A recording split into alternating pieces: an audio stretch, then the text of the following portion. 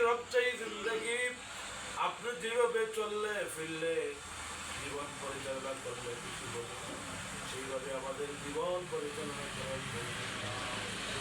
রব্বুল আলামিন আল্লাহ তাআলা এখানে আজকে সয়েল টেস্ট করা হচ্ছে রব্বুল আলামিন